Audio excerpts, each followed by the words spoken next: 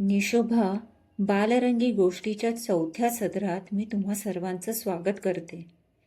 आजच्या गोष्टीचं नाव आहे भारत माझा देश आहे. एक गाव होतं. गावात एक सुंदर शाळा होती. कौलारू छत असलेले वर्ग, मोठे पटांगण, शिवाजी महाराज, लोकमान्य टिळक यांसारख्या युगपुरुषांच्या चित्रांनी नटलेल्या भिंती, अशी सुरेख अशी शाळा.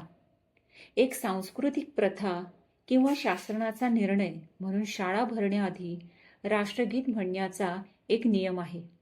खरं तर हे आपलं भाग्य आहे की आपल्या देशाचे राष्ट्रगीत आपण कोणतीही भीती न बाळगता स्वाभिमानाने गाऊ शकतो.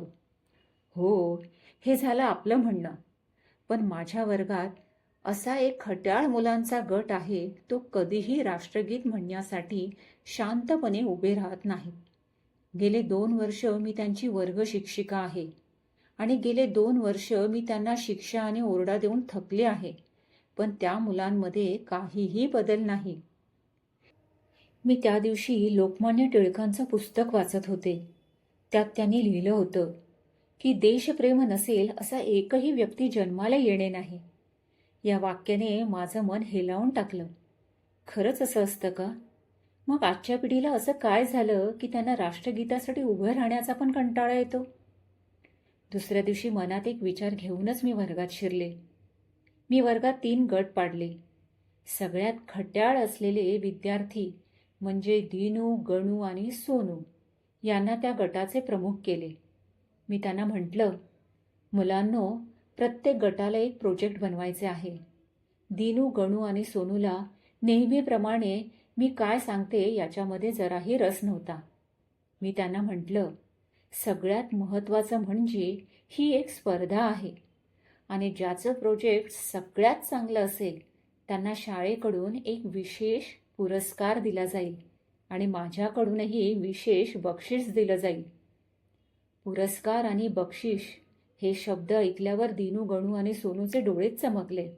ते पुढे सरसावून विचारू लागले, बाई, कसलं प्रोजेक्ट करायचं आहे? काय बक्षीस मिळणार आहे? मी म्हणाले, बक्षीस काय असणार आहे ते आता मी तुम्हाला सांगणार नाही, पण प्रोजेक्ट काय आहे हे मी तुला आता सांगू शकते. दिनू, तुमच्या प्रोजेक्टचं नाव आहे भारताची गौरवशाली संस्कृती. गणू, तुमच्या प्रोजेक्टचं नाव आहे भारताचा सुवर्ण इतिहास. आणि सोनू, तुमच्या प्रोजेक्टचं नाव आहे भारतीय संशोधन. सगळी मुलं जरा डोकं खाजवू लागले, पण मी त्यांना आश्वासन दिलं की तुम्हाला लागेल ती मदत मी आणि शाळेतले सर्व शिक्षक करतील. बक्षिसाच्या आशेने सर्व मुलं खूप काम करत होते. खट्याळ समजल्या जाणाऱ्या दिनू, गणू आणि सोनूने देखील खूप चांगली माहिती गोळा केली होती. त्या आधारे त्यांनी खूप चांगले मॉडेलही उभे केले. एवढंच नाही, प्रामाणिकपणे मेहनत केल्यामुळे त्यांना जे ज्ञान मिळत होतं त्याची चमक मला माझ्या सर्व विद्यार्थ्यांच्या चेहऱ्यावर दिसत होती. 15 दिवसांनी मी वर्गात जाहीर केलं की उद्या तिन्ही गटांनी त्यांचे ते 3 प्रोजेक्ट प्रिन्सिपल मॅडम समोर आणि सर्व शिक्षकांसमोर सादर करायचे आहेत. मुलांना कोणतंही दडपण नव्हतं, कारण त्यांनी 100% त्यांचं काम चोख बजावलं होतं.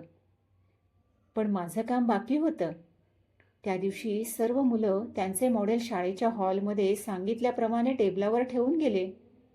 प्रत्येकाच्या चेहऱ्यावर उत्साह दिसत होता. मी मात्र सर्व मुलं घरी गेल्यानंतर त्यांचे मॉडेल अस्ताव्यस्त केले, कारण मला माझा हेतू साध्य करायचा होता. दुसऱ्या दिवशी मोठ्या उत्साहात सर्व मुलं शाळेच्या हॉलमध्ये प्रोजेक्ट सादर करण्यासाठी आले.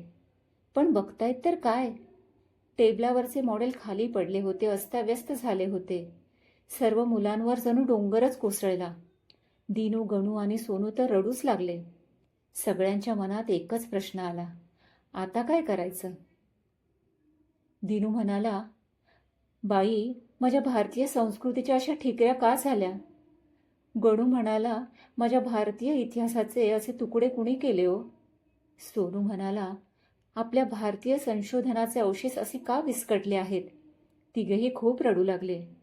त्यांचे हे चेहरे पाहून मला देखील वाईट वाटलं, पण मी पुढे होऊन त्यांना म्हणाले, हे बघा, जे झालं त्याचे दुःख करण्यापेक्षा त्यातून आपण काय मार्ग काढू शकतो हे बघूया.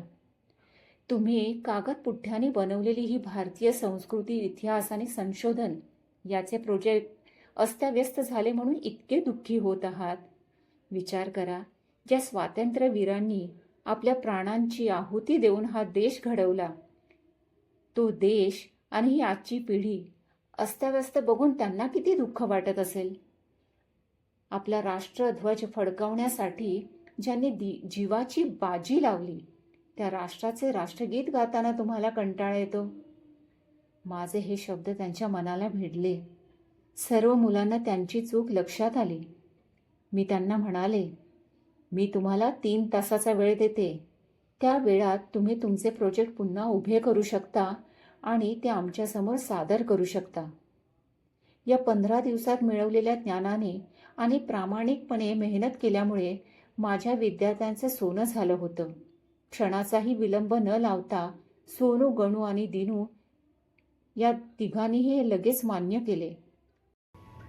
3 तासानंतर सर्व शिक्षक आणि आमच्या प्रिन्सिपल मॅडमसमोर दिनू, गणू आणि सोनूने हे प्रोजेक्ट सादर केले.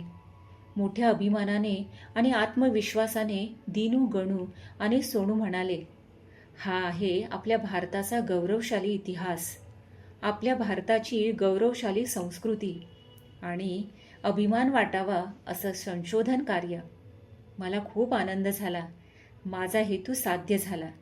त्या दिवसापासून माझे सर्व विद्यार्थी राष्ट्रगीत गाताना अत्यंत शिस्तीमध्ये उभे राहतात आणि अभिमानाने म्हणतात, भारत माझा देश आहे.